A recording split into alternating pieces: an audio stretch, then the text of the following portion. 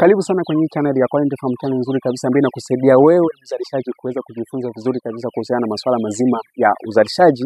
Inawezekana upo kwenye biashara ya ufugaji wa wanyama mbalimbali au upo kwenye biashara ya kilimo kwenye eneo la mazao, lakini pia inawezekana upo potepote kwenye mazao pamoja na ufugaji pia.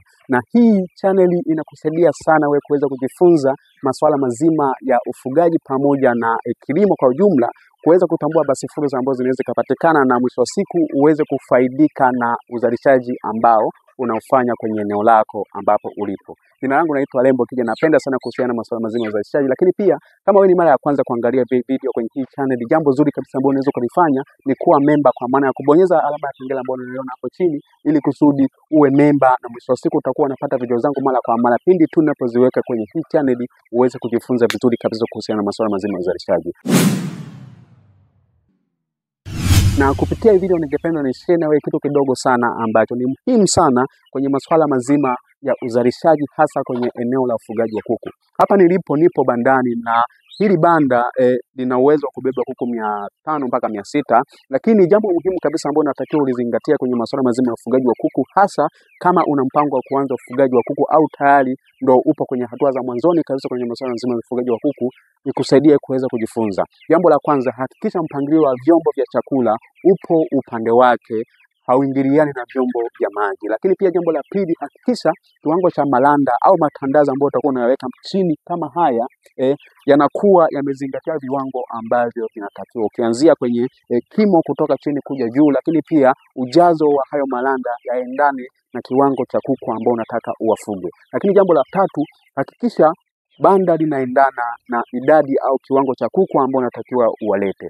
Ukiweza kuzingatia matatu, kuna uwezekano mkubwa sana ukawa na changamoto chache zaidi kwenye masuala mazima ya ufugaji ambao utakuwa unafanya. Lakini pia inawezekana hata usiwe na changamoto yoyote ile, kwa sababu utakuwa umeshazingatia vitu ambavyo huwa vinasababisha wafugaji wengi washindwe kufanya ufugaji ambao unatakiwa. Lakini kubwa zaidi ni kwamba masuala mazima ya ufugaji wa kuku, zipo hatua ndogo ndogo ambazo ukishindwa kuzifuata au ukashindwa kuzijua na namna ambavyo ukaweza kuzidhibiti ili zisilete athari, inaweza ikawa ni chanzo cha wewe kuweza kushindwa kwenye masuala mazima ya ufugaji wa kuku.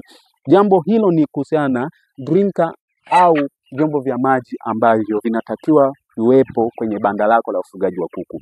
Inawezekana umeweka vyombo ambavyo vinatakiwa kwenye eneo lako la ufugaji wa kuku, lakini haujazingatia ni jinsi gani vinatakiwa vikae ili kusudi visilete athari kwenye masuala mazima ya ufugaji ambao unafanya.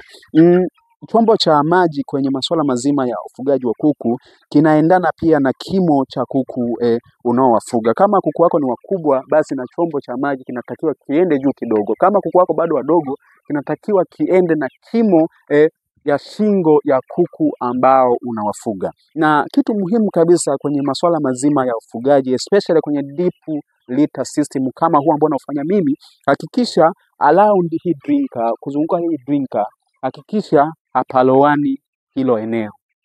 Na hiyo ni kwa sababu kama ikitokea eneo ambalo lipo kwenye drinker likalowana, ili eneo likalowana na pale pakalowana na pale pakalowana chini yake, na hapa kwenye kila drinker pakawa na unyevunyevu, unawezekano hali ya hewa ndani ya banda lako ikabadilika, na hapo ndipo chanzo cha changamoto kinaanza kutokea. Utakutana na mafua yanatokea mara kwa mara, utakutana na baadhi ya magonjwa yanatokea mara kwa mara kama vile coccidiosis pamoja na typhoid. Ili kusudi uweze kudhibiti hilo, hakikisha basi kama pakilowana eneo lako la drinker au eneo ambapo maji yanapatikana, hakikisha unatoa malanda. Ukishatoa, hakikisha unaweka mengine ambayo ni makavu, ili kusudi hali ya hewa isibadilike ndani ya banda lako. Na kumbuka pia bakteria pamoja na viumbe mbalimbali ambao ni hatari kwenye masuala mazima ya kuku wanazaliwa kwenye uwepo wa unyevunyevu kwa asilimia kubwa. Na ukiweza kucontrol au kudhibiti uwepo wa unyevunyevu ndani ya banda lako, itakuwa ni nzuri zaidi kuhusiana na uzalishaji ambao unafanya. Na wewe ili kusudi uepukane na changamoto, kabla hujajenga banda, hakikisha unakuwa na eneo ambalo halitwamishi maji, halipitishi maji, linakuwa kavu muda wote. Na hapo utakuwa umejenga urahisi wa wewe kuweza kupambana na changamoto ambazo zitakuwa zinatokea. Na hata kama itokea changamoto kubwa zaidi kwenye masuala mazima ya ufugaji ambao unafanya, utakuwa na njia ya kuweza kuidhibiti, kwa sababu kuna baadhi ya vitu ambavyo umeifanya itarahisisha sana wewe kuweza kufanya vizuri kwenye ufugaji ambao unafanya.